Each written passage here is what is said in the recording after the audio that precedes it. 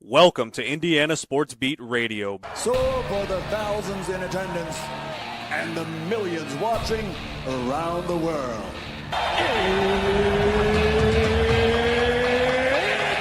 Time! Three on the way. Oh! It went in! It went in! And Indiana wins the ball game! Know your role and shut your mouth, you jabroni! Float game for the win!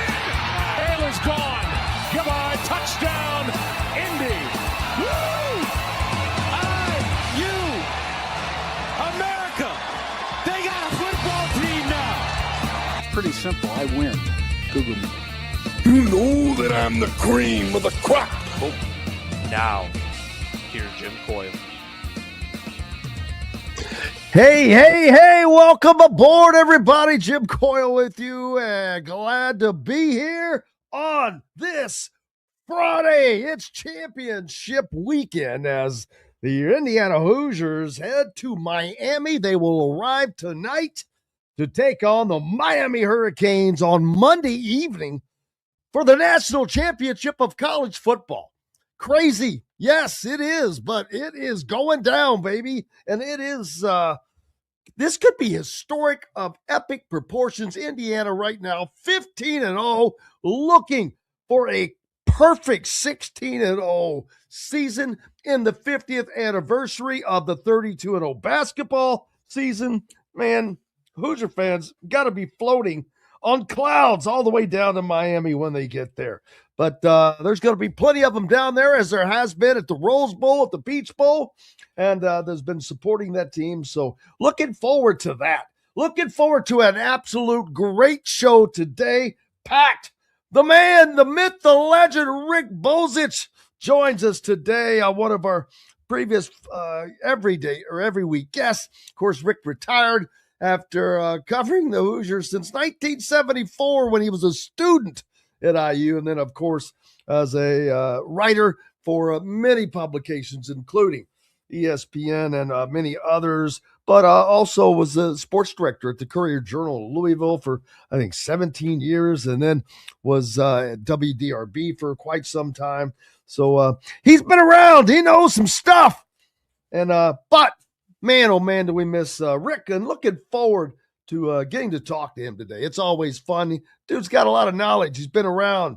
Zach Osterman will join us, and the great Bill Bender from the Sporting News, as both of those guys are also headed to Miami, as I will be doing this evening as well. Be down there in time for Indiana's arrival. And looking forward to it. I mean, this is going to be spectacular. I think that this is such a crazy matchup, crazy good, because there's still people that are wondering, can Indiana do this? And you know what? There's a reason why they play the games. Stuff happens. And do I think Indiana's going to win? Yeah, I do. But I'm not expecting a blowout. I wasn't expecting one against Oregon. I wasn't expecting one against Alabama. That stuff has happened. And Indiana has won those games differently. In the beatdown of Alabama, they just shut them down defensively, and their offense crushed Alabama. They couldn't stop Indiana. Against Oregon, it was very different. The defense just stepped up and made it easy. Of course, right off the bat, D'Angelo Pons with the pick six on the first play from scrimmage, and Mercedes-Benz, it went nuts. They've got a partial area where they can open the roof. They didn't have to open it. It got blown off when D'Angelo picked that ball off. And then, of course, that defense just kept it up.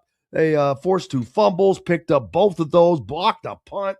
They just made life miserable for Oregon. Now, that's the goal, to do the same for Miami. And I think that they will defensively, from Indiana's defensive standpoint.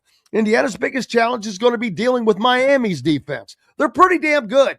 They're not as good as Indiana, but they're up there, man. Look at their stats. I think they're top 10 against the run. They're good. They're up in a lot of stats, kind of like Indiana is, but not up there like as high as Indiana is. But it's going to be a challenge. Indiana is going to have to deal with the blitz. I think that's going to come with the run game, number one. Miami's got to stop Kalon Black and Roman Hemby. First of all, they've got to keep tabs of Fernando Mendoza. He likes to get out there and, well, drive you crazy a little bit, to be honest with you. It's like, hey, dude, what are you doing? But there's so many weapons that Miami is going to have to keep track of. I mean, think of the receivers that go out that can catch passes. They have not faced an offense like this. The defensive coordinator used to be the coordinator for Kurt Cignetti and James Madison. He worked right beside Bryant Haynes, across from Mike Shanahan. It's just very, very interesting matchup going in here. It's just a lot of cool stuff, man, to talk about. But all kinds of other things going on as well. Federal charges against 20 people. It's the gambling, man. The gambling's an issue. Of course, mainly it's dealing with basketball, but it is an issue, and it's going to continue to be an issue, unfortunately. But 20 people, and this is part of that deal that involved Chauncey Billups, I think, and those guys. But there's a college aspect to it. There's another aspect to it. But it's just a lot of these schools are lower level schools, but there was DePaul was mentioned. And the thing is, they're catching these guys, but some of this is from 2 seasons ago. Some of it's from a season ago. My question is, what do you do about those games that were impacted? And going forward, does this dissuade more people? I don't know that it has yet, but you're going to get caught, man. I don't know why people think that you're going to get away with it, but yeah, it keeps on going. Louisville, remember they've got the G League player everybody was all up in arms about? He's already shut down for the year. He's not going to do anything. So it's not turning out to be as big of a deal as people thought. How about Vanderbilt being number 10 in basketball? What in the wide world of sports is going on? They got good in football and basketball? Wow.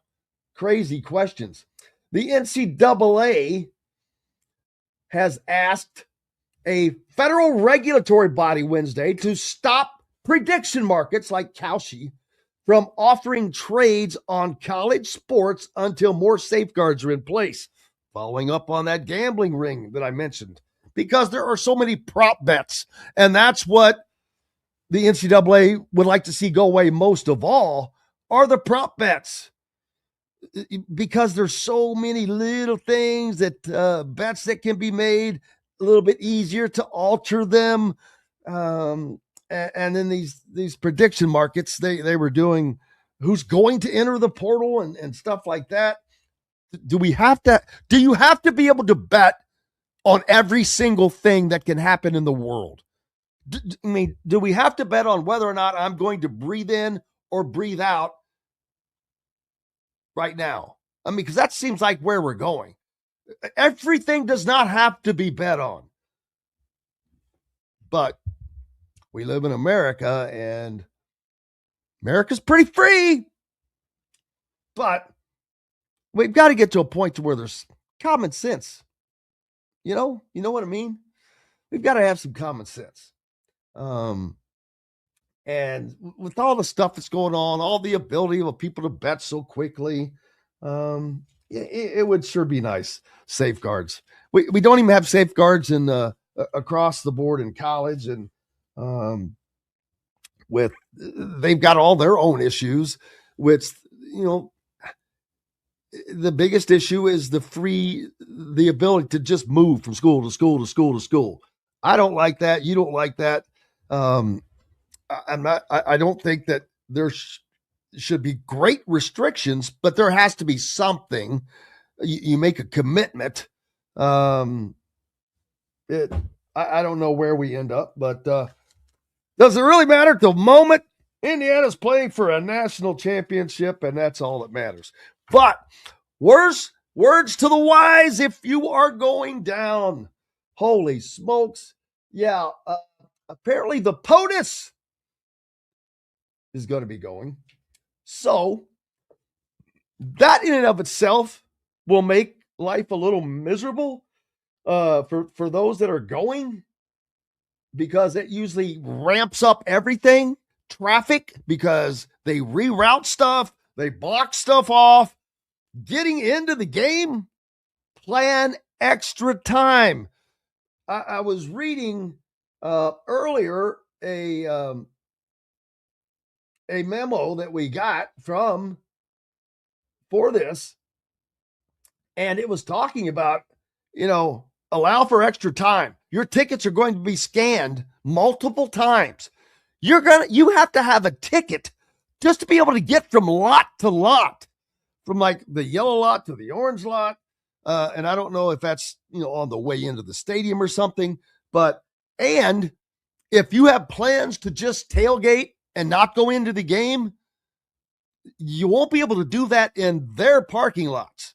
They have already said that law enforcement has been asked people to politely leave and not congregate out there, which I understand. They don't want a bunch of people who aren't going to the game out there amongst other people's cars, so they don't have to watch them the whole time. And you don't want a bunch of people out there around your cars that are out drinking anyway. So you can't hang out to tailgate during the game in their in the lots at the stadium. So you got that going for you, which is nice. A lot of people going down. Some people going down just to be a part of it, which is a cool deal, man. It is going to be fun just to be there. Why would you not? It is a once in a lifetime thing. Not that Indiana can't do it, run it back. They can, but nothing like the first time, and nothing like this special year that this has been for this program, for this team. It's just been amazing, and it continues to be amazing. And we're here for it. Of course, I'll be down there bringing you all the action possible, and there's a lot of extra things that you guys can find of ours or mine that is up on the YouTube channel. So the interviews are so many interviews that will get done. All that stuff gets posted up on Indiana Sports Beat Radio YouTube channel. In addition to, I will be talking to as many fans as possible this time. So each day, I'm going to try to make that a thing. Hey, who are you? Where are you from? What's your name? Yada, yada. Just enjoying it. And it's a great thing to enjoy. Enjoy every minute of it, whether you're there or not. A watch party at Simon Scott Assembly Hall.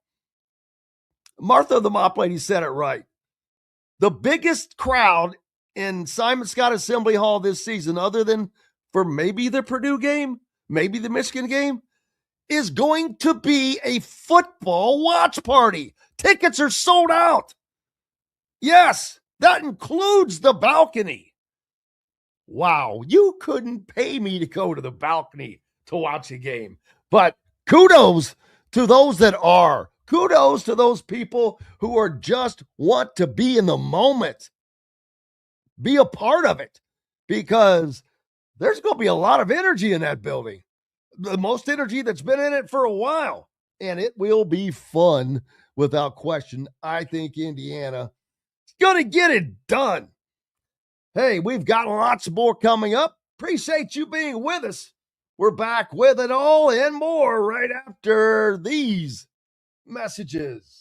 Andy Moore Honda Bloomington has the deals for you, like great savings on the remaining 2025 Hondas. First-time buyers get more than expected. The Honda Civic and HR-V are the most popular vehicles for first-time buyers in the U.S. Andy Moore Honda Bloomington also has a quality selection of pre-certified used vehicles. And check out the selection of Andy Moore Honda Bloomington's 2026 models, like the Honda Passport, Honda CR-V Hybrid, Honda Ridgeline, and more. ISB Radio with Jim Coyle is brought to you exclusively on the Zone by Andy Moore Honda of Bloomington, Bloomington's #1 Honda dealer. Huddle up, football fans. Tailgate season is here, and nobody gets you ready for game day like Academy Sports and Outdoors. Swing by your local Academy store or shop online at academy.com to find everything you need, from grills to jerseys and more. Be a watch party legend with gear from top brands like Nike and Under Armour, all at unbeatable prices every day. With 8 Academy stores across Indiana, including our Bloomington location, fun can't lose, and neither can you. Gear up today at Academy Sports and Outdoors. If you're looking for a new home in the Indianapolis area, you need Cheryl Sizemore from Brick and Ivy Realty. Cheryl Sizemore has over 2 decades of experience, and that could be the difference in getting the home you want in today's tough housing market. Reach out to Cheryl at CherylSizemoreSells@gmail.com or 317-701-0838. That's 317-701-0838. Let Cheryl Sizemore sell or find your new home today.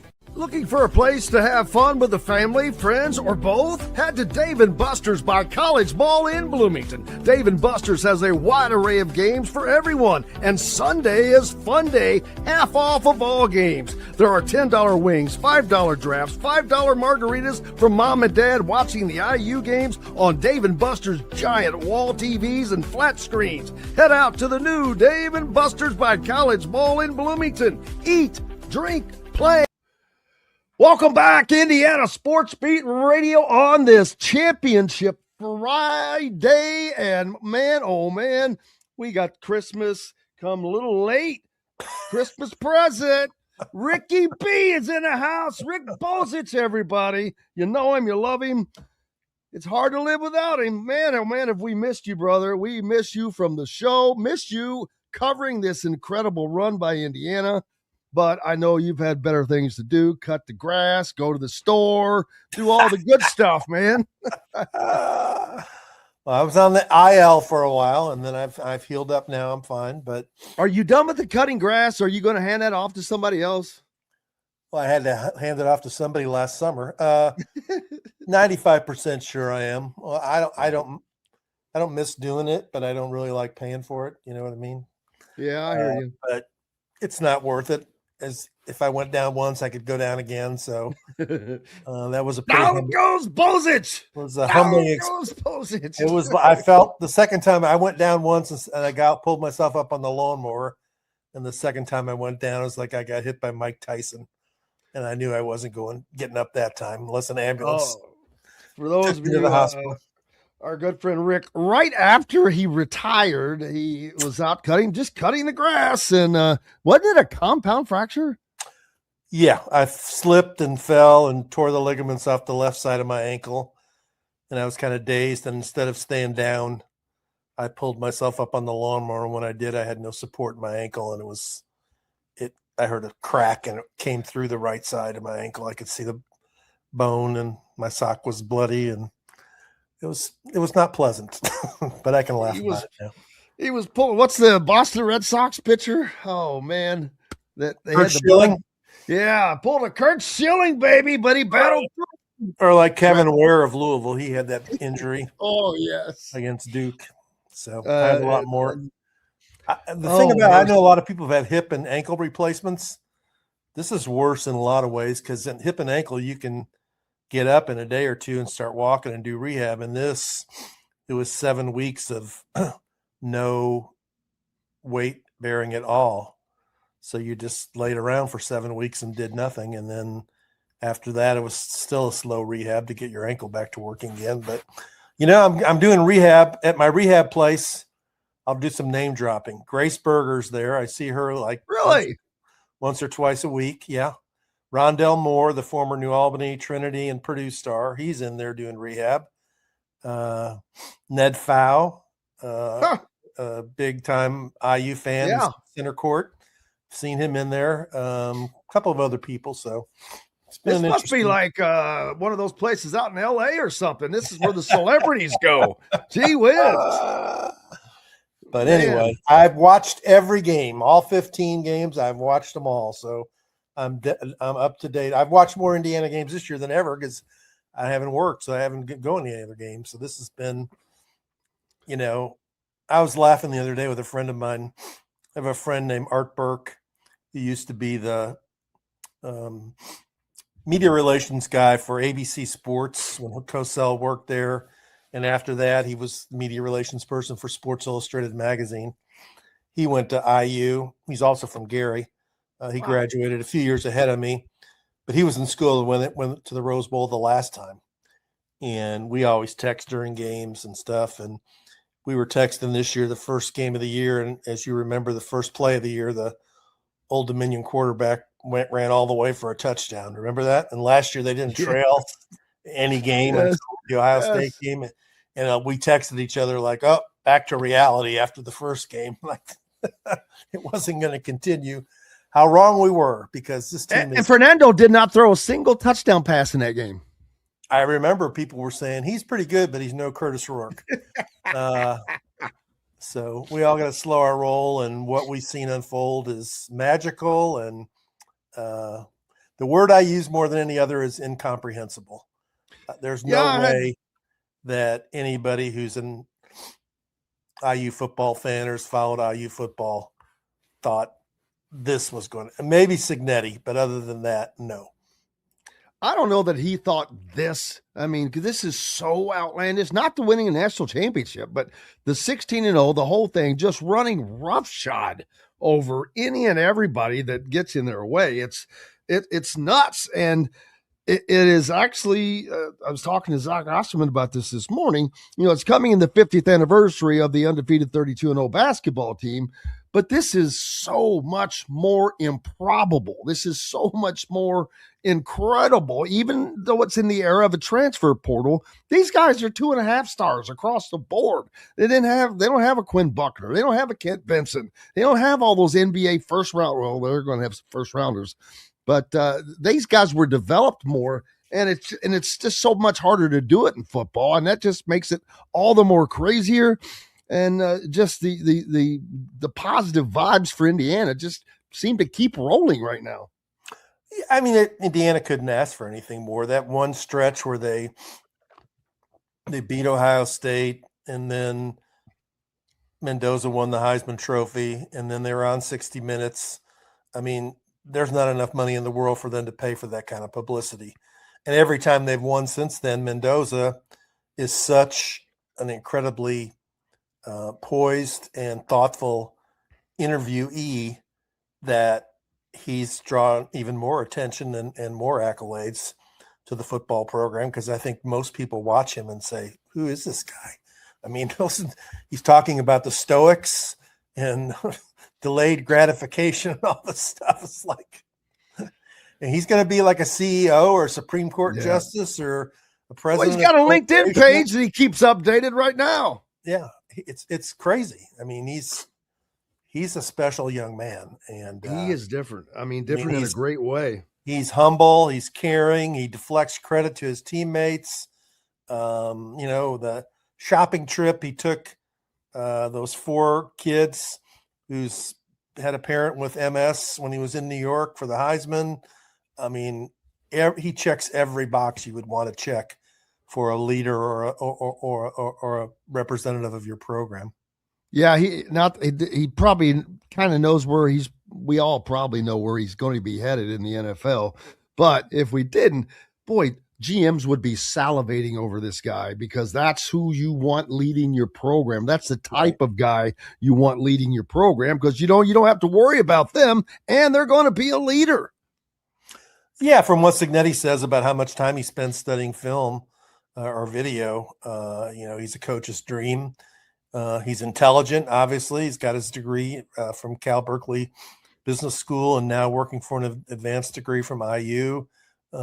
He's not afraid to share his faith publicly. He's deflects, like I said, he deflects credit to everybody else. He's a special guy. He really is. Yeah, I'm just waiting for someone to say, you kind, you special, whatever that line was from that movie. Yeah, another one, the play that jumps up from me the most isn't the pass to Cooper or the passes to Surratt or the passes to Becker. It was the third play of the Big Ten championship game, because he got knocked down on the first play, and it looked like Caden Curry might have hurt him, and he went out for a play, and he came back right back in the game immediately and didn't miss another play the rest of the game.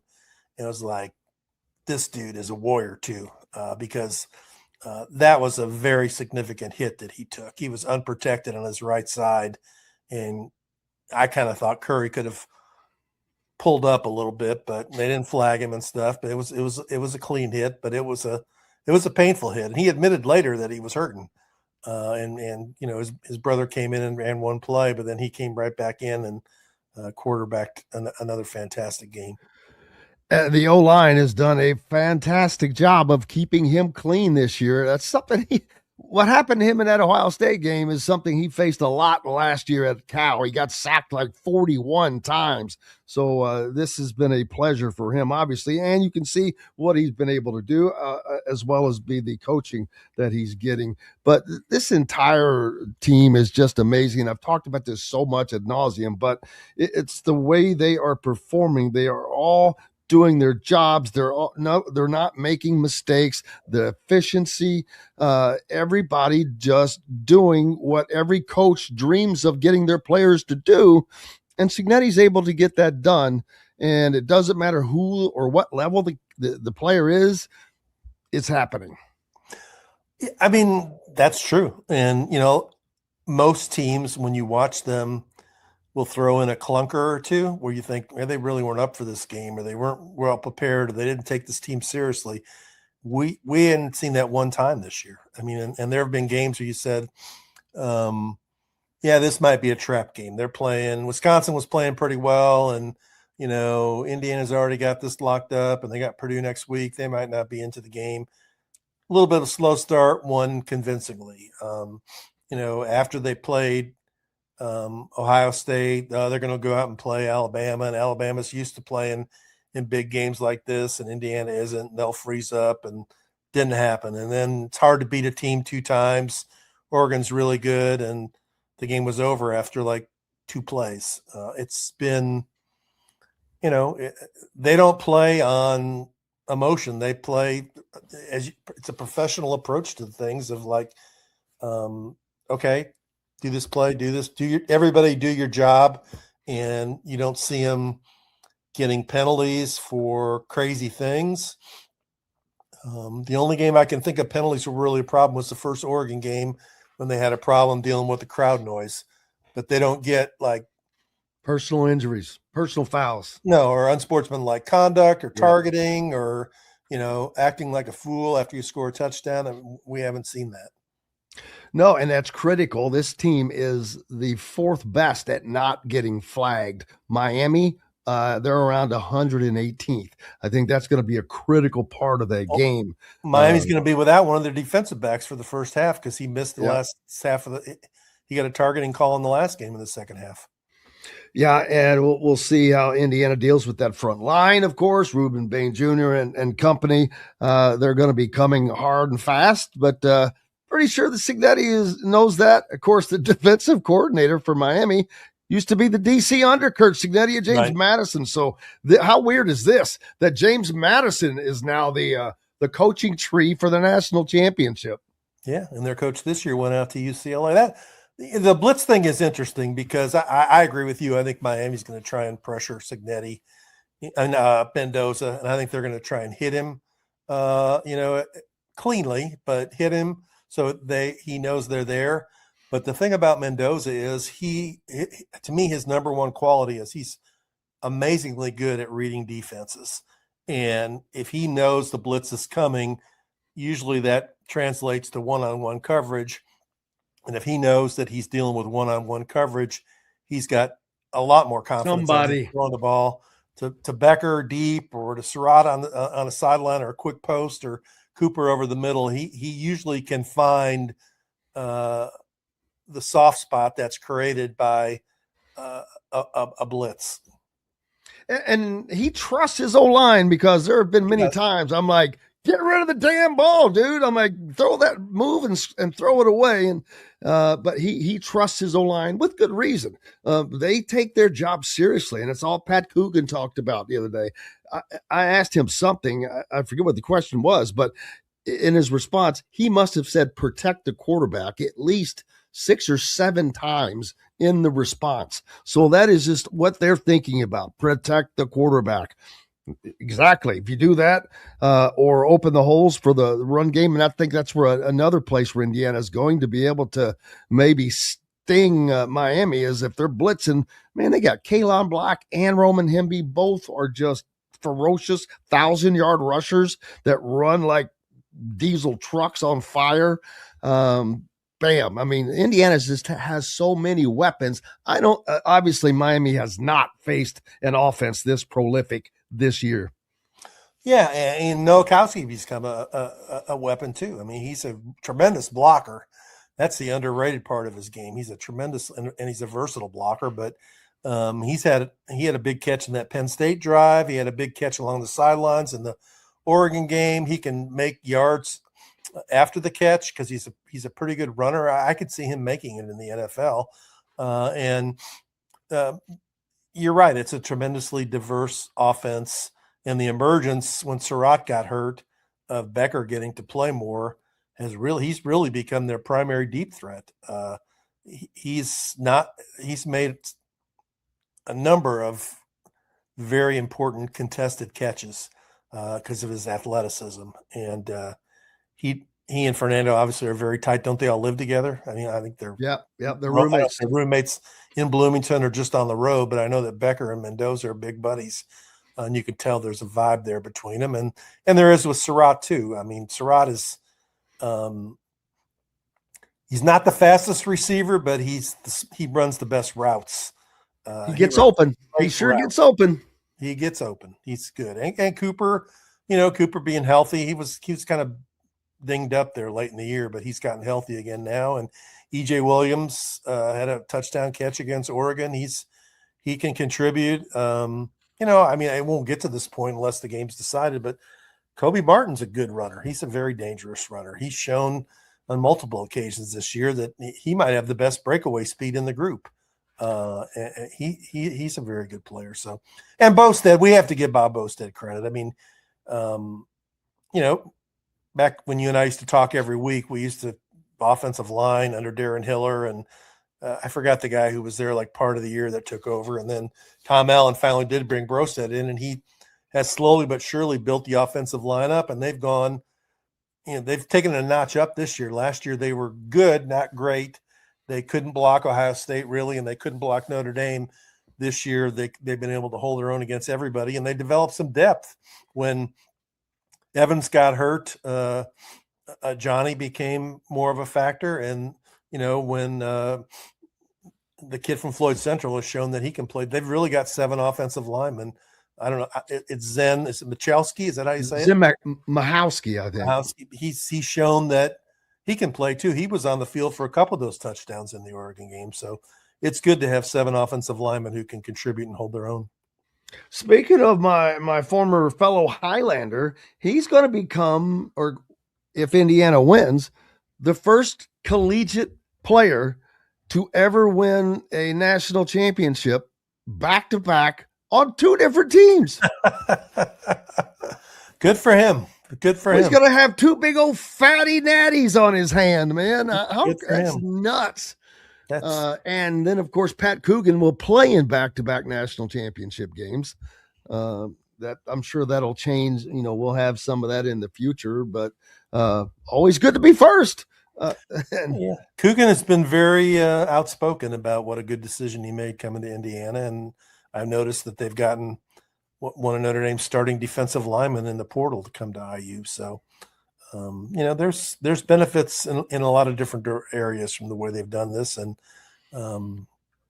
it's amazing. Cignetti it's the best coaching job I've ever seen in college football, and nothing really comes close. I mean, when people talk about Kansas State and Bill Snyder, I mean, they never got to this point. I mean, they were 10-1 one point. I don't think they were ever undefeated and doing the things that Indiana's done. I mean, Clemson, Dabo brought them up from when they were, just an okay program, but to bring Indiana from where it was to where it is now, nobody has done this in college football. The depths of hell is what you're speaking of, Rick. How many times have we sat in the press? I haven't talked to Kravitz, but we would sit next to each other and like after 2 or 3 plays, just look and shake our head like, here we go again. It's like, you've been up there. You'd say, is this ever going to get better? I mean, is it ever going to be like middle of the pack in the Big Ten? Right? I mean, it's same old, seemed like. Most people were, I think, just hoping for a coach who could consistently be, 8-4, maybe 9-3, and maybe occasionally have a really good year and go 10-2. Nobody was thinking, yeah, we're going to get a coach in here who's going to go 15-0 in his second year. Yeah, I mean, last year I knew that they're going to go 11-1, but I didn't think, big end of story deal. And even this year, I'm like, they're better. I knew they were a better team this year than they were last year because of the additions they had, but I'm still thinking 10-2 as a top. I mean, I'm not thinking they're going to go to Oregon and win. Wasn't thinking they were going to beat Ohio State in a Big Ten game. And you're not at the beginning, you're not thinking they're going to beat Penn State because we wrongly assumed that Penn State was not what we thought they were. And so, boy, I'm so sick and tired of preseason top 25 polls. They are so not only are they pointless, I think they skew things in a wrong direction, but that's a whole nother argument. But I wonder where, speaking of Indiana, I wonder where they're going to end up next year preseason ranking. That's going to be interesting to see. And we're seeing these recruits, Rick, they're flocking in, man. They're pulling guys in that are, I don't even think they're having to recruit some of these guys. The program's recruiting itself. Yeah, they're definitely in a higher caliber of player, but I think what Cignetti will do and what I hope he does is, doesn't vary from his insistence that they have the right mental approach. They could be if they're me guys instead of we guys, I don't think that fits the culture he's trying to build. But they were like 21 in the preseason AP poll, correct? And I looked it up. There were guys that were voting them behind 6 or 7 SEC teams even after they were 5-0. Oh, yeah. There were that didn't believe they were very good. And, we've heard it from even most of the national voices that have been poo-pooing Indiana all the way probably through the Alabama game have sort of realized that, the time to poo-poo what they've done is over. And that I'm not guaranteeing they're going to beat Miami. I mean, they're favored by 8.5 points. Miami's a good team. They got really good players. They probably have more NFL players than Indiana has. They're playing in their home stadium. It's another challenge. And they'll have to go in there and play well, play clean. But it's a remarkable achievement just to get to this point. It really is. And it's fun to watch Hoosier Nation get behind them. Rick Bozich, the captain, the great one, covered Indiana athletics from as a student from before the 76. That was your 74 is your beginning. And then up until last year, he still follows them, but he's taking a break. He's retired. I was with talking to Steve Alfeld the other day, Dr. Steve Alfeld, who was the same class as I was, graduated in 75. And I told him, Steve, do you know how many football games Indiana won in the 4 years we were students? And he didn't know. You know how many they won in 4 years? 7. 11. They've won 15 this year. And then I saw Jim Cruz later that day, and he's a huge fan. And he's just blown away by what they've done. And he was saying he had been talking to some of his classmates saying you could probably go back. A lot of IU students could go back and go over their 4 years they were in college, and they never saw Indiana win 15 games combined. The 3 years prior to Cignetti arriving, you could probably fill that void right there. Yeah. Rick Bozich is with us. We've got more coming up. Jim Coyle with you, and we're back with more right after these messages. The ISC Sports Network is your home for sports content across the Hoosier State. Find us live on TV and streaming or archived on our website and our app. The ISC is your one-stop shop for the content you want to see, including high school sports, college sports, and other great events throughout the year. Subscribe to our streaming service and get access to it all. ISC. Local lives here.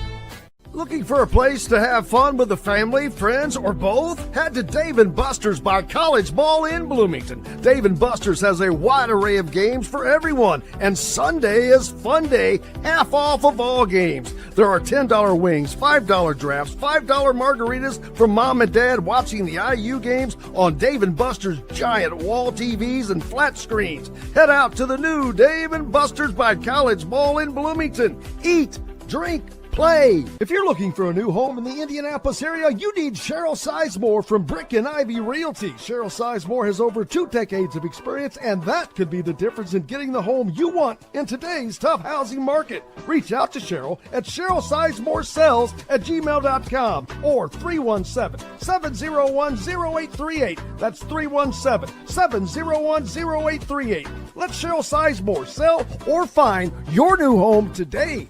Andy Moore Honda Bloomington has the deals for you, like great savings on the remaining 2025 Hondas. First-time buyers get more than expected. The Honda Civic and HR-V are the most popular vehicles for first-time buyers in the U.S. Andy Moore Honda Bloomington also has a quality selection of pre-certified used vehicles. And check out the selection of Andy Moore Honda Bloomington's 2026 models, like the Honda Passport, Honda CR-V Hybrid, Honda Ridgeline, and more. ISB Radio with Jim Coyle is brought to you exclusively on the Zone by Andy Moore Honda of Bloomington, Bloomington's #1 Honda dealer.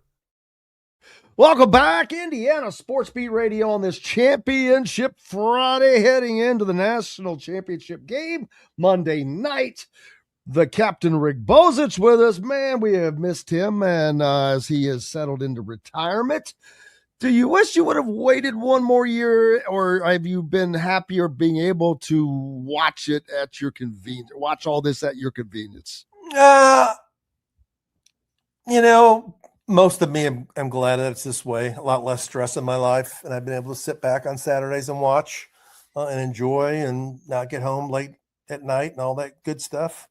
But yeah, there's days I miss writing about it and expressing, what I think about it. And, because it's been a once in a lifetime type story, but I've been fine watching it on TV and listening to Fish describe it all. I'm happy. That's the guy that really I'm happy for Fish, because he's been there every game and been enthusiastic about it.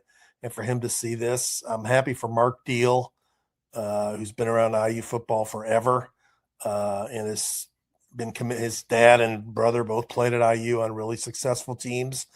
And I just kind of wish Bob Hamill was still around, because nobody would have enjoyed this more than Bob Hamill. I mean, he and I used to always talk about IU football, what could be done to get it, go in the right direction. And he would have loved watching this, and I'm sure he is watching and probably talking about it with Coach Knight and Bill Mallory and Terry Hepner and others. Like, we're going to have a big viewing party on Monday night watching this. Boy, wouldn't you like to be a fly on the wall in that conversation? Holy cow. Some Mount Rushmores there. But yeah, it's just amazing. And it's amazing to see a lot of the fans that have been around since the 60s or whatever, however long, that they're like, oh my God, I've been waiting for this my whole life. And they are showing up and out, Rick. At the Rose Bowl, I was on the field, and I'm like, are you kidding me? It was 80% Hoosier fans. And heading to Atlanta, I was like, oh, they're in trouble, because I already knew that was going to be. I expected 90% because it was Oregon way out their way, and it was a driving distance for Indiana fans from – it didn't matter where the hell they lived. It was driving distance. And it wasn't 90%. It was freaking 95%, if not more. And if it wasn't for the band and the cheerleaders, Oregon didn't even have a section. That was it. That was their section. The band and their cheerleaders. There was nothing else but red, some green dotted in. But that has to be a first for a CFP game to be dominated so one-sidedly by fans. And I think that Indiana fans are going to do a good enough job that they're going to be half the crowd in Miami. And that's hard to do. Yeah, I agree with you. I mean, I know that my daughter and her husband, my grandson, went to the Rose Bowl, and they early on said it was all IU people and everywhere they went. people said they'd never seen, a fan base come in and bring that much of a delegation as they did to Pasadena. And then I was getting reports from different people last week in Atlanta, like, 20 to 1 IU fans. No, 50 to 1 IU fans. No, 100 to 1 IU fans. And then it was like, once the pick six happened, you could tell it was, I was surprised. Were there maybe 500 Oregon people there? If that barely. It was barely. It was amazing. Like I said, I could not believe. I know that back in the day, when Kentucky would play basketball down there, how Kentucky would go down and try to take over Atlanta. But and you've seen those games. Were they able to take over Atlanta like that, where they had 95+% of something? No, I don't think so. Not to that degree. I've seen them take over some SEC tournament games, like in a smaller venue where it might have been 85 to 90%, but not in a dome like that to that degree. The old Georgia Dome, they might have 20,000 there for a basketball game, but they wouldn't have, 67,000 or whatever, however many IU fans there. And I agree with you. I think this week, it'll be close. Monday night will be close to half and half. I think both schools got 20,000 tickets, and there's another 30,000 that are available out there for scalpers, and I think IU fans will win that part of the dust up. And I've been to Miami Louisville games down there. Miami, they have good support. They don't have great support. They don't have the alumni base that Indiana has, and I'm sure there's so many Indiana fans will view this is a once in a lifetime experience. I don't care if it's 3,000, 3,500, 4,000, or whatever it is. I'm going to go and I'm going to pay it because this is like a bucket list thing for me, and they're going to be there. So I think Indiana will have at least half the crowd. Yeah, bucket list. I don't think people even thought they could have this on their bucket list, man. It wasn't even a dream. But one of the funny stories I had from the Rose Bowl is if you're to get to the media tent was actually right outside of the confines of the inner stadium. So you'd have to come up, leave the field, come up the ramp, go outside, boom. And so it's a lot of running back and forth. And I'm running out there one time and I pass someone and I just stop. I look up and go, Rick Bozich. It was Rick Van Hoos, whom I used to work with at WLKY, but I was so shocked to see Rick Van Hoos out there because he's not an IU guy. They just went out there, him and his girlfriend, for the trip, but I was so shocked. I said, Rick Bozich. And he's like, you don't even know my name. And I'm like, I was just so I didn't know he did that. That's interesting. Yeah, it blew my mind because, like I said, he's not an IU guy, although he did live in Salem, I think, at one point. Ask him about that. Yeah, little tidbits, but great guy, Rick, news anchor there at WLKY CBS in Louisville. But yeah, I was surprised. But it was such I knew people that went to the game that they didn't know diddly jack about Indiana football. They couldn't have named. I know the wife of one of them could not have named Fernando Mendoza. She couldn't have named him by his full name if you gave her Fernando or Mendoza. I don't think. But she just wanted to be part of the scene. Yeah, I guess that's it, man. People are just wanting to. Plus the Rose Bowl, you have an excuse to go to the Rose Bowl. I guess I don't know, but it's wild how it's just drawing in. But it's not going to keep all of those, but you don't expect to keep all of them. But this is how you build a program as far as build a fan base. And, we talk about stadium improvements. And the first thing I hope they do is take a wrecking ball to that press box. But they're going to, stadium expansion is going to happen. And it might get fast tracked when you would win a national championship. Yeah, they need to have. They're losing out on revenue that they could get if they could have suites that were desirable, because the suites they have now are either in the end zone or even right below or right above the press. Was one level right below the press box, right? I think it's I know they're above. Yeah, 4 and 6. Yeah, so I think it's 4 and 6. And we know how high up that is. Those aren't, if you're paying premium prices, you don't want to sit up that high. They got to find out a way to build some suites into one side of the into the bowl at a reasonable height. And I'm sure it's not a priority for them to fix the press box, but it's the original press box. It's probably still the original elevator in the press box. And I don't know how much extra money they're making because of this. I mean, they've got to be making a ton just in terms of whatever percentage they get of the bowl payouts and things like that. They got to be selling a ton of merchandise. They got to be getting a bunch of money in terms of donations, whether it's to the varsity club fund or the NIL funds.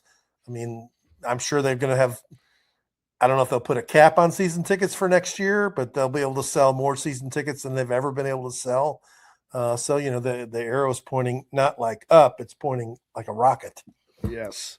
And that is exactly what this program has been under Kurt Signetti. Exactly what Rick Bozich has always been, man. A shooting star. Man. Well, hopefully we get to talk to you occasionally at least. Okay. I'm going to come up for a basketball game or two, I promise. Looking forward to it, brother. I cannot thank you enough. It is great to see you. Great to talk to you. Good talking to you. Have a safe trip down there. I'll be watching, and we'll be able to talk about a victory after you get back. Looking forward to it. The great Rick Bozich joining us here on Indiana Sports Beat Radio. More coming up right after these messages. Andy Moore Honda Bloomington has the deals for you, like great savings on the remaining 2025 Hondas. First-time buyers get more than expected. The Honda Civic and HR-V are the most popular vehicles for first-time buyers in the U.S. Andy Moore Honda Bloomington also has a quality selection of pre-certified used vehicles. And check out the selection of Andy Moore Honda Bloomington's 2026 models, like the Honda Passport, Honda CR-V Hybrid, Honda Ridgeline, and more. ISB Radio with Jim Coyle is brought to you exclusively on the Zone by Andy Moore Honda of Bloomington, Bloomington's #1 Honda dealer. Huddle up, football fans. Tailgate season is here, and nobody gets you ready for game day like Academy Sports and Outdoors. Swing by your local Academy store or shop online at academy.com to find everything you need, from grills to jerseys and more. Be a watch party legend with gear from top brands like Nike and Under Armour, all at unbeatable prices every day. With 8 Academy stores across Indiana, including our Bloomington location, fun can't lose, and neither can you. Gear up today at Academy Sports and Outdoors. If you're looking for a new home in the Indianapolis area, you need Cheryl Sizemore from Brick and Ivy Realty. Cheryl Sizemore has over 2 decades of experience, and that could be the difference in getting the home you want in today's tough housing market. Reach out to Cheryl at CherylSizemore@gmail.com or 317-701-0838. That's 317-701-0838. Let Cheryl Sizemore sell or find your new home today. Looking for a place to have fun with the family, friends, or both? Head to Dave & Buster's by College Mall in Bloomington. Dave & Buster's has a wide array of games for everyone, and Sunday is fun day, half off of all games. There are $10 wings, $5 drafts, $5 margaritas for mom and dad watching the IU games on Dave & Buster's giant wall TVs and flat screens. Head out to the new Dave & Buster's by College Mall in Bloomington. Eat, drink, play. Welcome back to Indiana Sports Beat Radio on this Friday. It's championship week, heading into the weekend ahead of Indiana's game with the Miami Hurricanes down in Miami Gardens at Hard Rock Stadium, as the Hoosiers are looking to create history. Zach Osterman, the IU beat writer for the Indy Star, with me. And Zach, you have covered this program as long as a lot of us that are on this beat. And we all know the craziness and all that, but that stuff's out the window. That's long and gone. This team is actually very special, and they have the chance to do something that is very special. And where would you put this on par with the 76-32-0 team that went on, the last team to go undefeated in college basketball? Yeah, I mean, I think relative to their sports, relative to their time and place, obviously relative to the history of their respective programs, I with all respect to 76, really to any Indiana national championship in basketball or probably any other sport. I do think if they won Monday night, this would be probably the most remarkable single season national championship, run, however you want to kind of define it, in IU athletics history. And that's with respect to, it's incredibly difficult to go 32-0, for example. There's a reason it hasn't, that nobody's navigated an entire college basketball season undefeated in the 50 years since. But Indiana basketball was already a relatively established thing by that point. Both historically, they'd won 2 national titles under Branch McCracken in the previous 20 or 36 years. They'd won, they'd been a factor in the Big Ten. Obviously, basketball culturally was a very important sport in the state. And then, there was certainly a sense that they were building to at least that kind of season under Bob Knight for several years before 1976. And listen, is it harder to win 32 games than it is to win 16? Yeah, probably. But is it hard? But I would also argue it is harder to overcome a lot of the more staid conventions in college football in 2026 than it was to affect what Indiana did in basketball, given its history to that point, given what had already been built around the program and by the program in 1976. There's not really, there have been, I think maybe the only real comparisons that I would probably be comfortable drawing, admitting that I don't know, the full backstory of like every single Jerry Yeagley national title team and things like that. The only comparisons I think I'd be super comfortable drawing would be some of Indiana's Olympic triumphs, Mark Spitz, just the idea that yes, Indiana was really, really good at swimming and diving and revolutionary coaching and all that. But what did Spitz wind up with? 6 gold medals and 1 Olympics? Like you can't just assume that. That's not something that can just sort of happen. But that's also an individual sport, not a team sport. It's not something that requires, such a broad-based sort of management of 105 players and 10 assistant coaches and countless recruiting and support staff and all these different pieces that have to be constantly sort of reshuffled and put into the right place week after week over the course of a whole season. I think, especially given the historical context to Indiana football, this would be, if Indiana finishes the job on Monday night, the most remarkable single season in any sport in department history.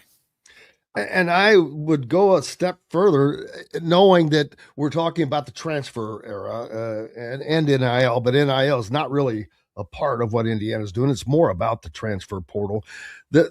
Anybody that's played a sport, even if it's up through high school, a team sport, that executing as a team individually is what it takes. Every coach in the world tries to get that accomplished. It's very difficult. But imagine trying to get that done with units that have 11 guys on it, and you got another unit that's got 11 guys on it, and then multiple others. And to get all of those units to consistently perform at the level that this team has performed with the efficiency they have, that's what's been the most amazing thing to me. I mean, yeah, they're doing it with lesser talent, but it's because of how they are doing it, that they're not making the mistakes. They're not beating themselves. And that's, coaches spend their lifetimes trying to get players to do that. And this staff has done that in spades. No, I mean, that has been, I think we've all said in different ways, that's been Curt Cignetti's, frankly, his superpower. It seems like it certainly predates this time at Indiana. One thing he said it a lot in the build-up to the Rose Bowl. He got a lot of questions because of the sort of shared experience he and Kalen DeBoer had of, coaching at lower levels of the sport. And that, it's rare anymore to find guys that spent any meaningful time outside of, certainly at very least, Division I, if not the FBS, that make it to the highest levels of the FBS. Anymore, it does feel like you have to have that experience, especially at the Power 4 level, to kind of break in and to last. And I think, I think one of the things that Cignetti said that was interesting to me, and I hadn't heard him say it before, maybe he has, but I hadn't heard him say it, was he was sort of reflecting on that time, obviously, in his career at Indiana, PA, I think in particular. And he said, I got to make a lot of my mistakes early. And I think what the implication was he got to make them at a place where the consequences of them wasn't going to be overly magnified. That, he could go to a place like IUP and, he loves telling the stories about how they had 120 cones at Alabama for practice and they only had 12 at IUP, all that stuff. But I think what he meant though was more that, he has this process that's very rigidly defined, that, to such an extent that he's got like a little blueprint book that he's had printed out for himself. And I think that is really important to him, like it would be to any coach, but I think he seems particularly wedded to it. And I think what he was trying to say when he said that, and again, he said it more than once, so it's clearly something that was on his mind when Indiana was out in LA. This sort of idea that, there was a time and a place when maybe he wasn't as good at some of this stuff, but because he was down in Division II, where there was a little bit more room for error and a little bit less attention and a little bit less, sort of pressure, he was able to make some of those mistakes, to grow from them, to refine his process. I sat down with him for a story in the preseason. The thrust of it was basically just like, when did you know this process worked? And he pinpointed his years at Elon, which was coming out of IUP, which means basically what he left IUP with.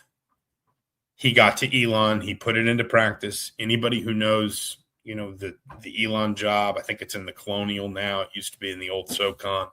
It is, Cignetti has said this before, and he's probably right. There are ways in which the Elon job was probably worse relative to its level than Indiana Bloomington, relative to its level when Cignetti took those two respective jobs. And it was in that role that he said he sort of figured out this process works, and I've got to keep refining it, and I've got to keep evolving, and yada, yada, yada. But I think that bit that he, there have been moments across this playoff run when it feels like he's pulled the curtain back a little bit more than he normally does for one reason or another. And that was one of them, when he said, I got to make my mistakes, kind of outside the spotlight. Because I think when we talk so much about, what you mentioned there, and I'm rambling, forgive me, but the sort of the ability to coach and to develop and to scheme and to fit all these pieces together so consistently and get the kind of focus and effort and intensity necessary out of his team, all that stuff's commendable, but you wonder where that came from. And it seems like from Cignetti's perspective, it came from those years when, maybe he was able to screw some things up, to try and fail, to test his process and stress test his process in different ways, and come to a place where, by the time he got to a higher level, be it JMU in the FCS, JMU in the Sun Belt, or IU in the Big Ten, that process had really been refined. Yeah, and not only that when you listening to that then harkens to with having Mike Shanahan having been with him so long and Brian Haynes having been with him so long, that they also were probably benefiting in that same way of being able to learn, make mistakes, see those mistakes made by somebody else. Maybe it's Kurt Cignetti or whatever, but to spread that on, because this staff has been so good together. And we see what they're doing right now, but probably I'm assuming that they gained a lot of that learning experience during that time as well. No, I'm sure they did, and I mean, we've asked this so many different ways and in a number of different times. Why have you stayed with Coach Signetti? Or on the other side, why have those guys been so beneficial to you? That there are plenty of times when coaches get run off, or not run off, but when a head coach maybe calls a coordinator or a position coach in and says, hey, this is just not working. Maybe it's best if we kind of go our separate ways. It is clear that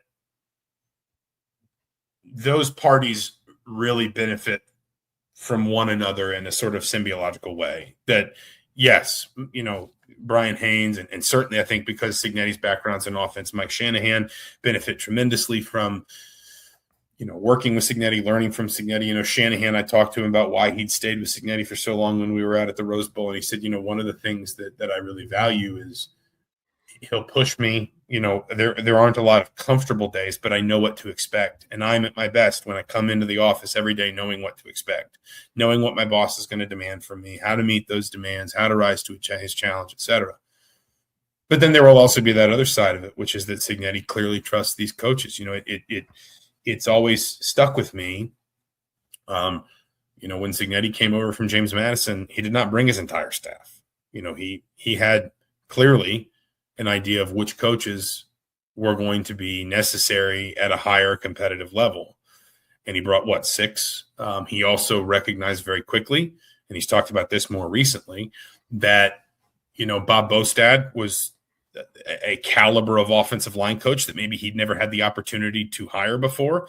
And he worked incredibly hard, incredibly quickly to keep Bostad from leaving Indiana. And again, these things just kind of stack up over time. And I think, from the perspective of sort of both sides of that conversation, it's probably not something that we could sit here and assign some kind of numerical value to the strength that they feed off of one another with. But certainly, I think if you are on either side of that relationship, whether it's coordinator or even just assistant coach, you think about some of the assistants that have been with him for quite a while now: Grant Kane, John Miller, Derek Owings, etc.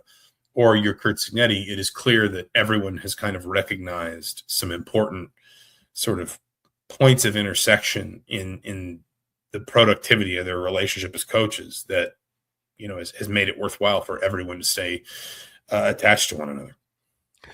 And then we've seen what has happened in the Rose Bowl and the Peach Bowl, and this team has been able to do everything that they needed to do, block everything out, just keep their eye on the prize, all the catchphrases and cliches, but there are all these cliches that Curt Signetti will throw out, but they're not cliches to him, to this team, to the staff. They all live by this, and that's how that they've gotten in the position they've gotten in, the standard and playing to this, that, and all that. They're doing it, living it, walking it every day. Yeah, no, listen, they are cliches. They are, but someone said something to me a long time ago, because obviously in sports writing, you're taught to try and avoid cliches where you can. But someone said to me a long time ago that there are reasons things become cliches, and it's because they stand up. That it's because over time they remain true, they remain constant. Like blocking and tackling has never been unimportant in football. That may be a cliche, or it may be sort of a cliche type statement, but it's still true. And I think a lot of Signetti's sort of aphorisms, his mottos, his phrases, whatever term you want to use, undeniably they have been, again, sort of like tested over how many, years and teams and programs and competitive levels. Again, when I did that story about Signetti, I talked to John Tortorella, who's the head coach at IUP, who was Signetti's defensive coordinator and then took over when he left, and then Troy Trisciani, who was Signetti's defense coordinator at Elon and took over and is still the head coach at Elon from when Signetti left there. And both of them, at different times in our conversations, started echoing at least bits of the things that we hear from Signetti all the time without prompting. And I think Trisciani even started into one of them and said, "You've probably heard this," kind of paused halfway through and said, "You've probably heard this from Coach Signetti before, that, We take every play 6 seconds of play. Each play has a life of its own. Fast, physical, relentless, smart, disciplined, poised, not affected by success or failure, not satisfied until the game's over. All that kind of stuff. Like it in a way, it is a testament to that mental approach that those are cliches because they have lasted. They have stood the test of time wherever Cignetti has been. He's had success by just sort of instilling that into his roster, and it has become so sort of marrow deep in the programs that he's had success with that even after he has left, it's still there. It still remains, constant, and it still remains, incredibly, sort of meaningful. And again, these back to that idea about it lasting. If Curt Cignetti had 7 winning seasons in 15 years as a head coach, we probably wouldn't repeat these things all the time because they wouldn't necessarily have worked. But they clearly have here for him consistently across, 4 different head coaching jobs. Really, in a lot of ways, I think it's probably fair to consider it 5 different head coaching jobs because JMU was kind of 2 separate jobs in the 5 years that he was there.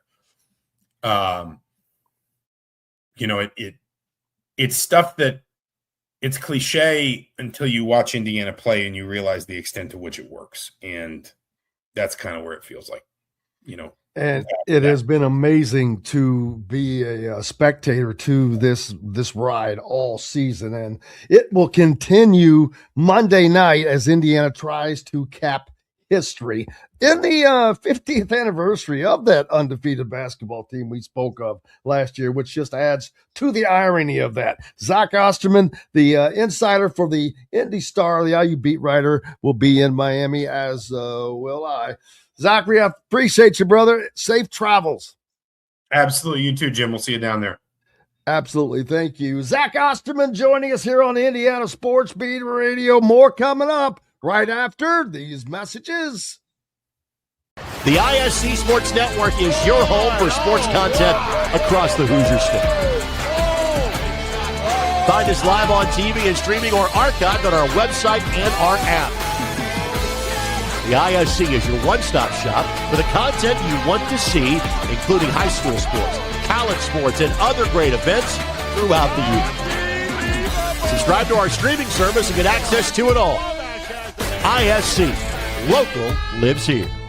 Looking for a place to have fun with the family, friends, or both? Head to Dave & Buster's by College Ball in Bloomington. Dave & Buster's has a wide array of games for everyone, and Sunday is Fun Day, half off of all games. There are $10 wings, $5 drafts, $5 margaritas for mom and dad watching the IU games on Dave & Buster's giant wall TVs and flat screens. Head out to the new Dave & Buster's by College Ball in Bloomington. Eat, drink, play. If you're looking for a new home in the Indianapolis area, you need Cheryl Sizemore from Brick and Ivy Realty. Cheryl Sizemore has over 2 decades of experience, and that could be the difference in getting the home you want in today's tough housing market. Reach out to Cheryl at CherylSizemoreSells@gmail.com or 317-701-0838. That's 317-701-0838. Let Cheryl Sizemore sell or find your new home today.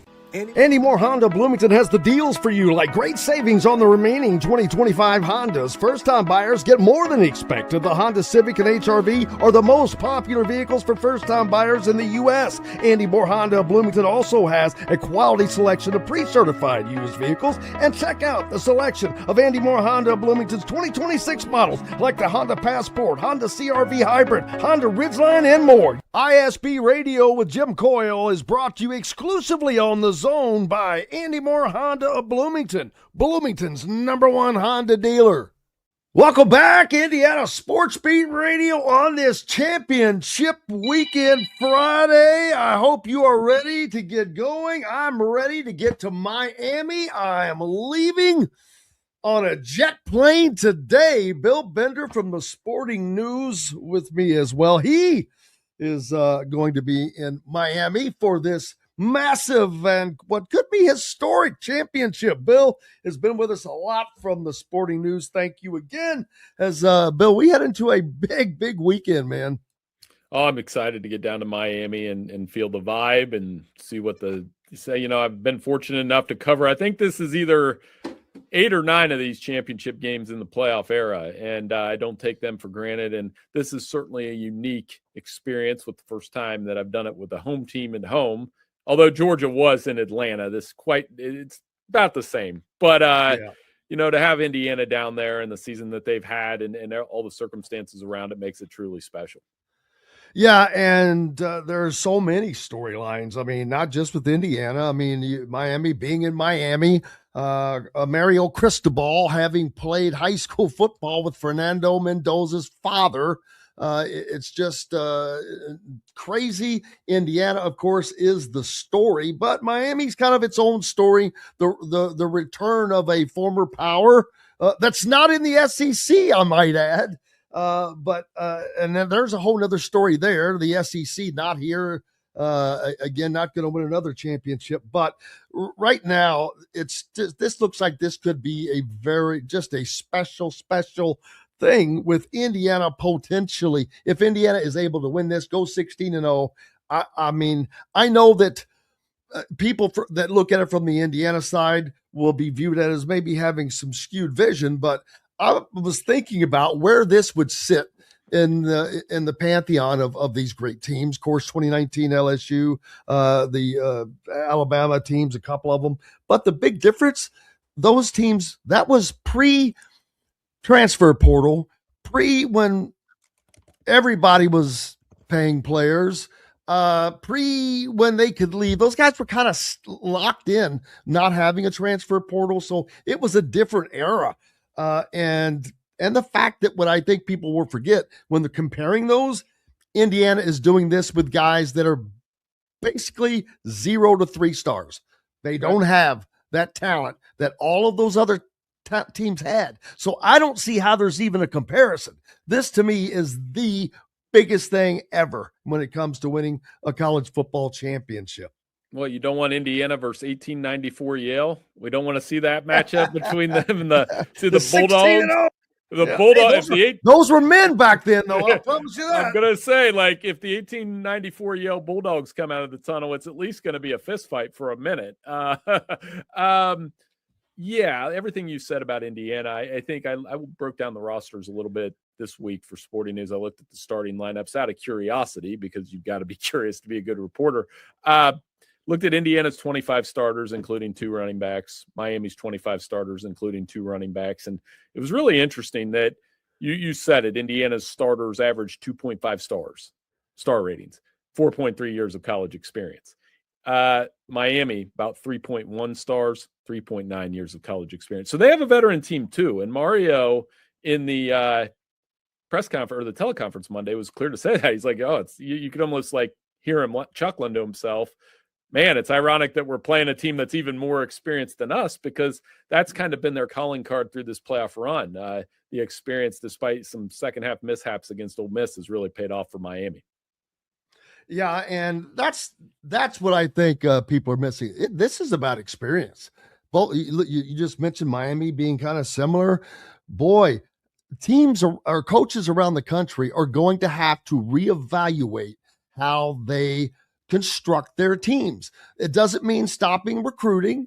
There are a ton of guys that are on this Indiana team that were recruited from either to Indiana or to James Madison and have been with Cignetti that whole time. And recruiting is still important, but Kurt Cignetti's mantra is production over potential.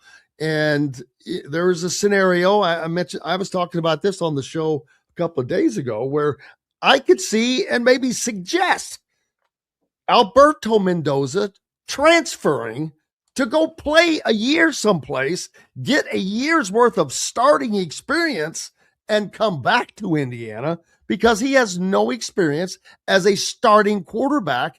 And that's really hard when you're going up against, say, this year, Josh Hoover. He's got 3 years of starting experience. It's kind of hard to beat that.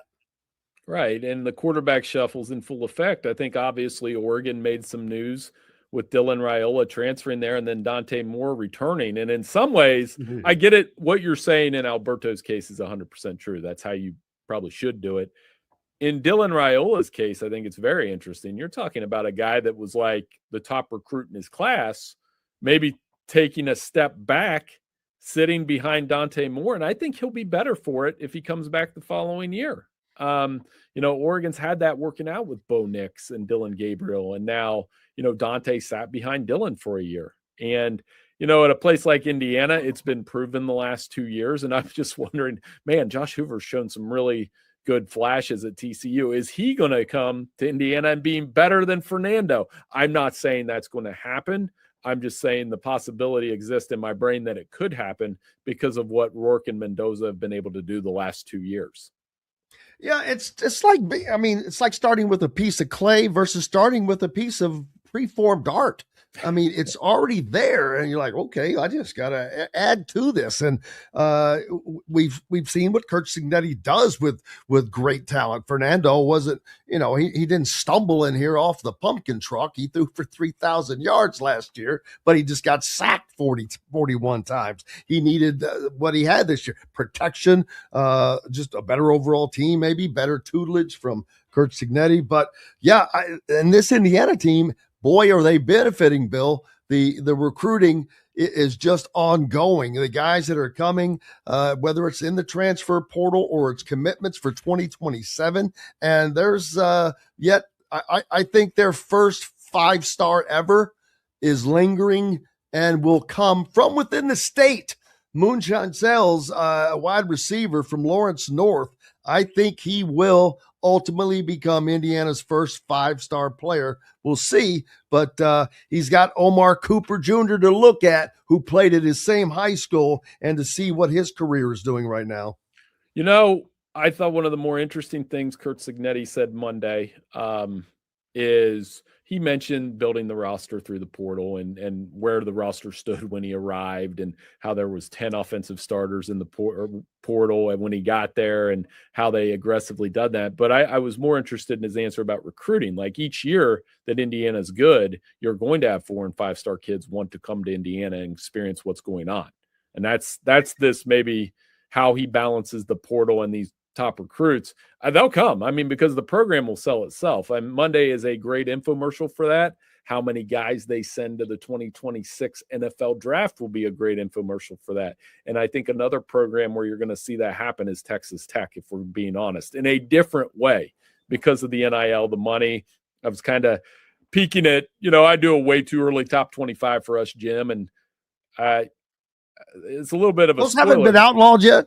They should be, because they only serve to make us look bad. But I will say this: we did have 8 of the 12 playoff teams in there. We didn't have the ones I missed in air quotes, I suppose. We didn't have Oklahoma and Texas Tech in the top 25, but in our preseason we did, because you see the portal adjustments. And we did have Indiana ranked and Miami ranked. So I think those are all in good fun. For me personally, they are to set a baseline for not necessarily who should be ranked where, but a baseline of what the rosters look like.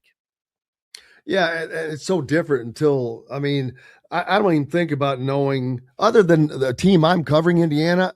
I knew they were going to be good because I knew what they had. I saw them. I was around them. I didn't know, like, we went into the Big Ten basketball season this year. I was like, I know Michigan's going to be good. I know Purdue's going to be good. I'm going to guess Illinois and probably Michigan State. And it was like, yeah, I had Nebraska going 16-0, not. So it's just too hard to tell now who's got what. Nebraska basketball, perfect example. Who the hell saw that coming? But that's, again, is what's making all of this so much fun. And how much fun is it seeing an Indiana versus a Miami in the national championship? Again, boy, it's not Georgia. It's not Clemson. It's not Alabama. And it's not Ohio State. It's like the world has been opened up to the people, Bill.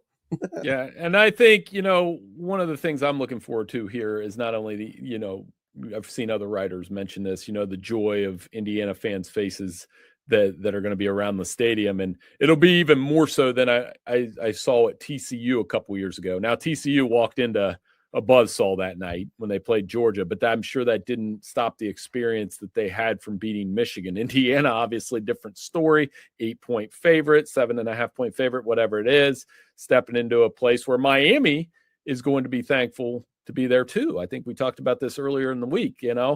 Miami hasn't been in this spot since that BCS championship game against Ohio State. So there's a generation of Hurricanes fans.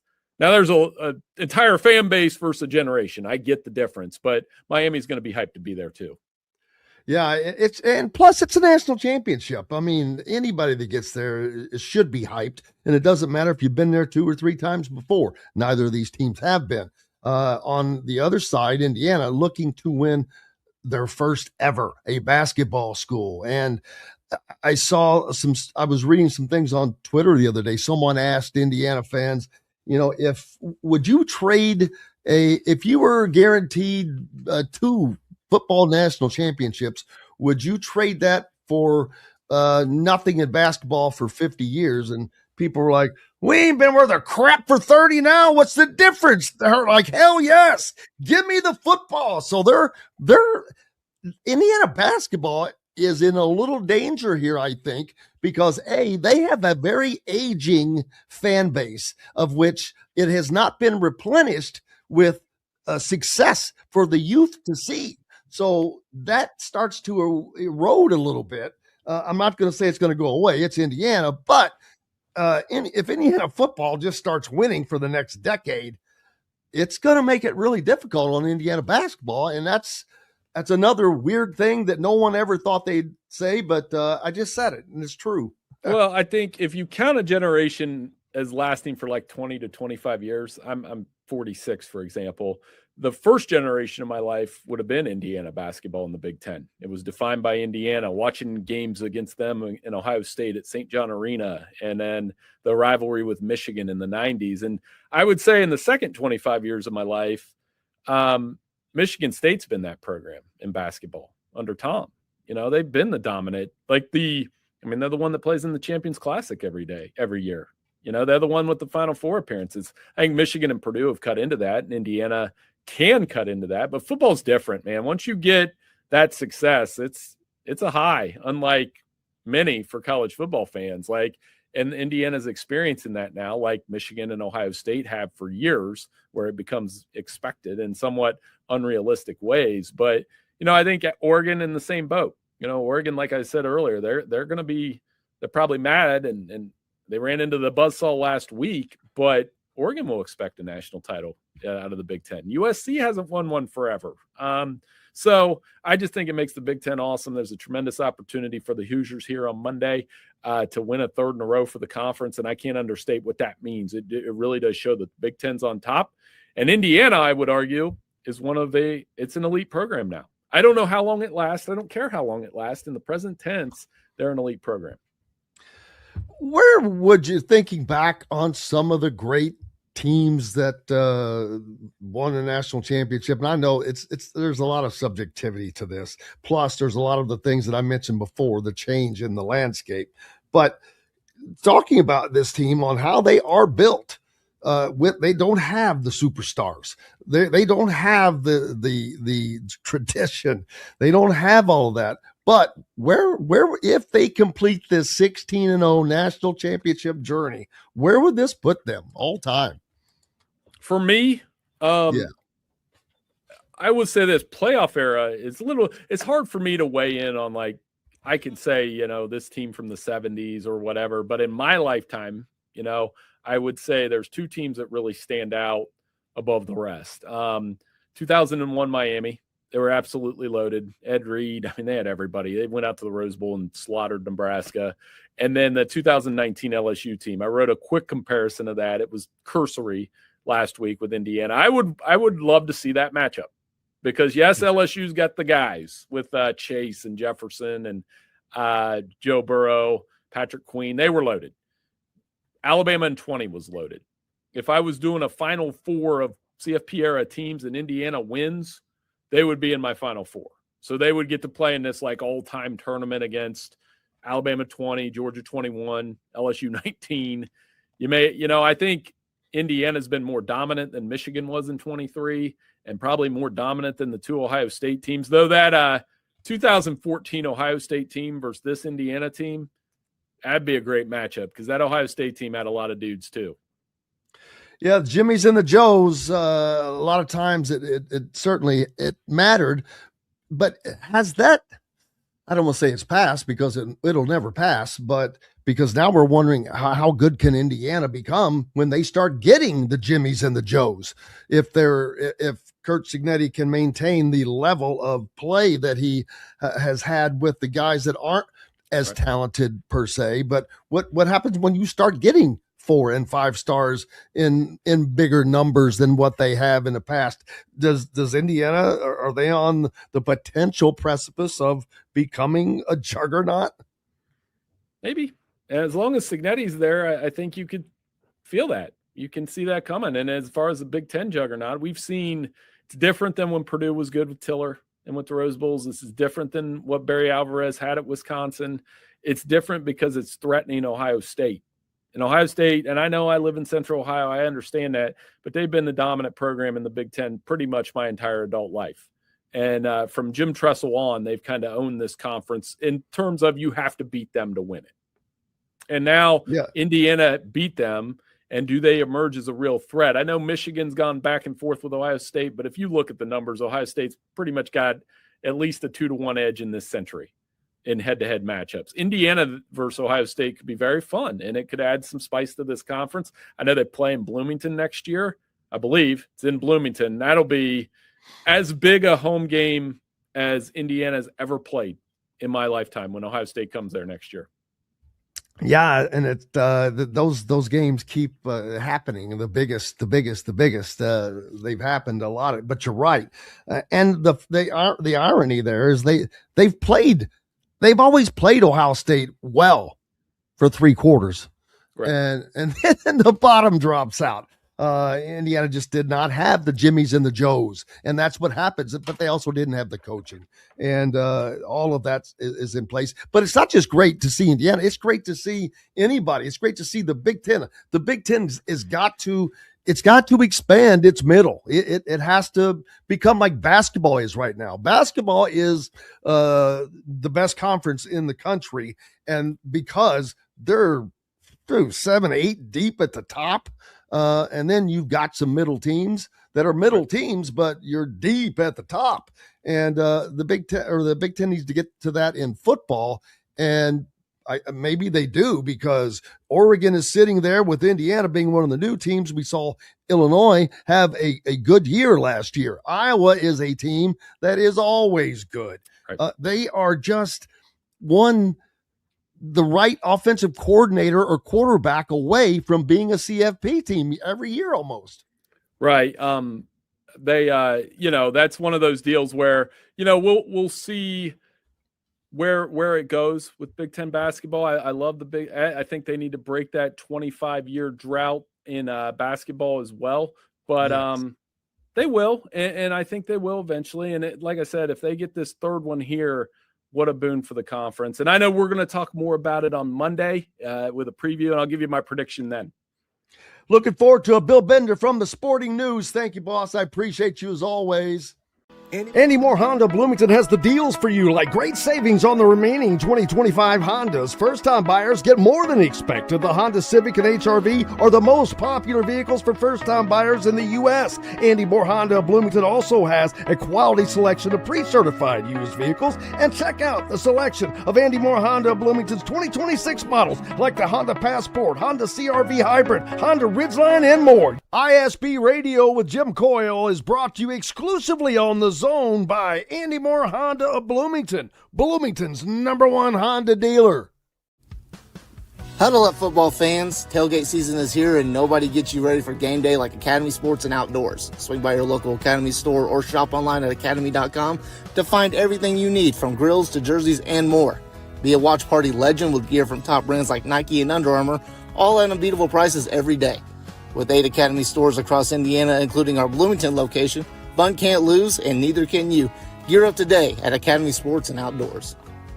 If you're looking for a new home in the Indianapolis area, you need Cheryl Sizemore from Brick and Ivy Realty. Cheryl Sizemore has over 2 decades of experience, and that could be the difference in getting the home you want in today's tough housing market. Reach out to Cheryl at CherylSizemoreSells@gmail.com or 317-701-0838. That's 317-701-0838. Let Cheryl Sizemore sell or find your new home today.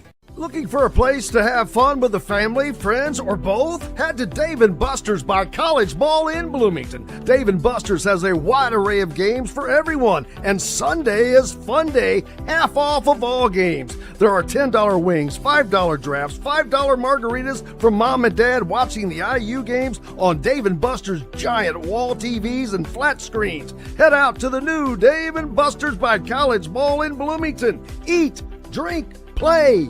Welcome back, Indiana Sports Beat Radio on this Championship Friday. It's actually Championship Weekend, but we're going to call it Championship Friday as most of the media heading out today to be arriving in Miami this evening, as the team will be arriving later on as well.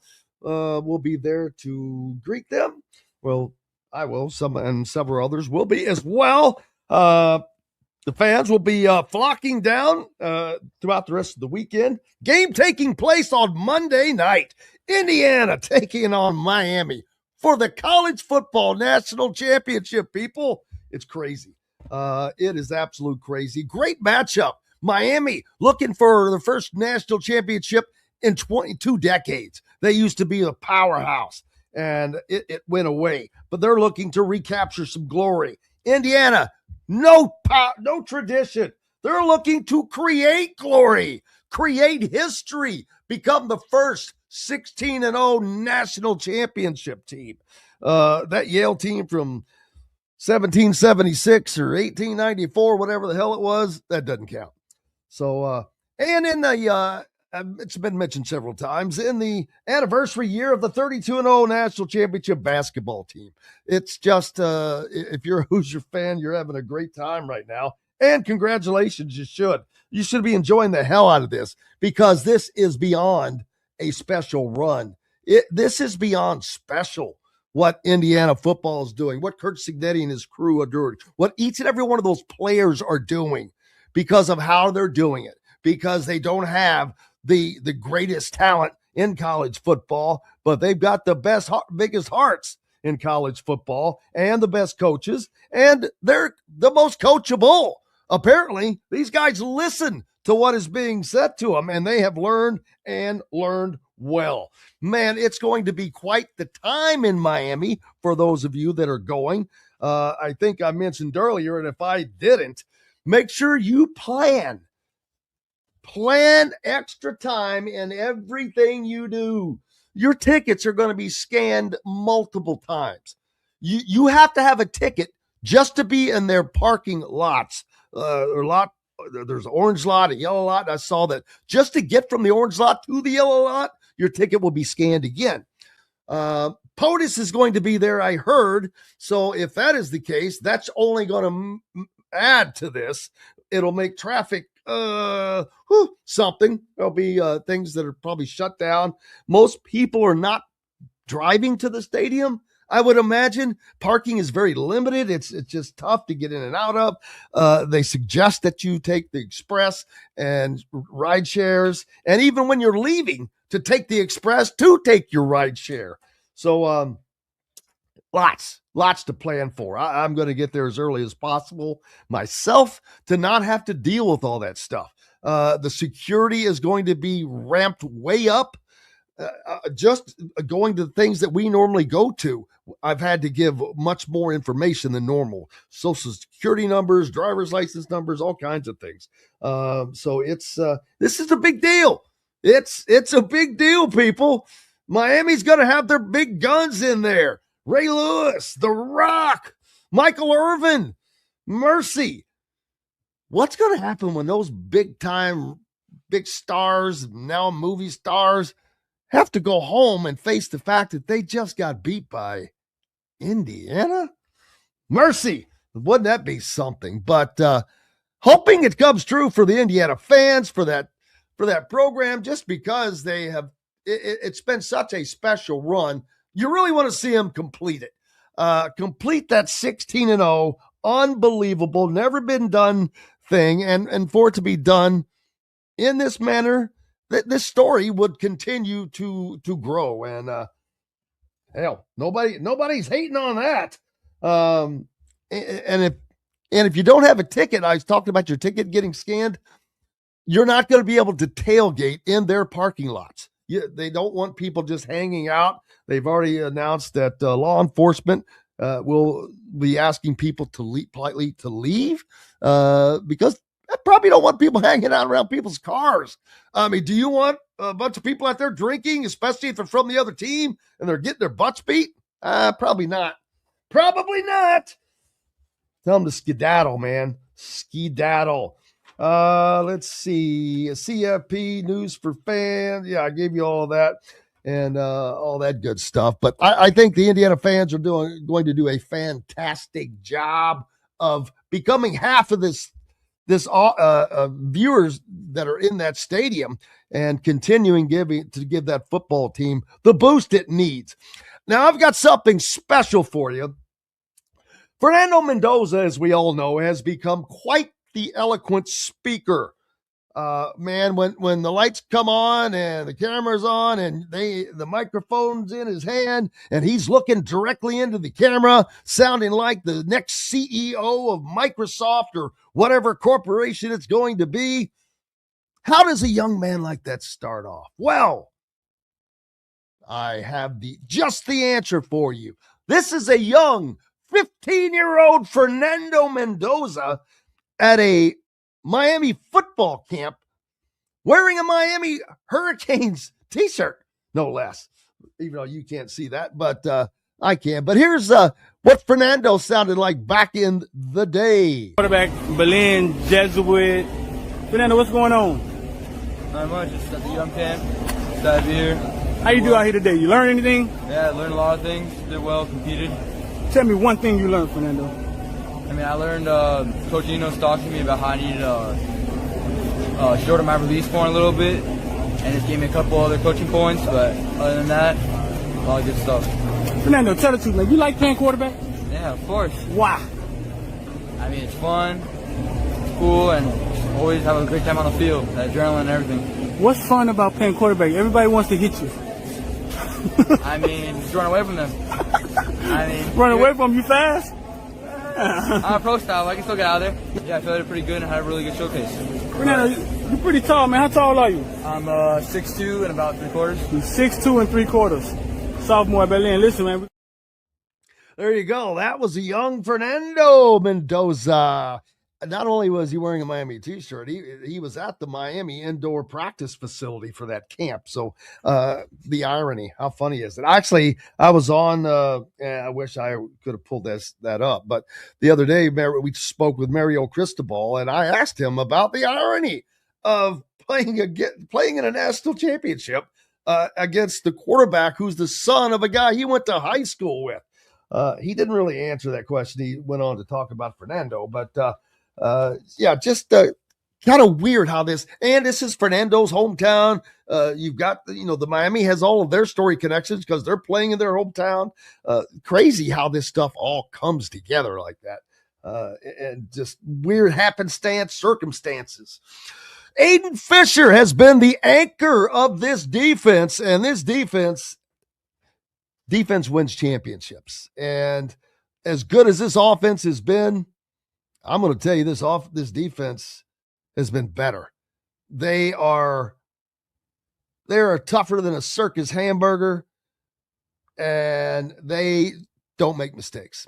Like Rick Bozich said earlier in the show, they don't get stupid penalties. You're not getting unsportsmanlike penalties. You're not getting late hit penalties. You're not getting all that dumb stuff, the showboating, or any of that.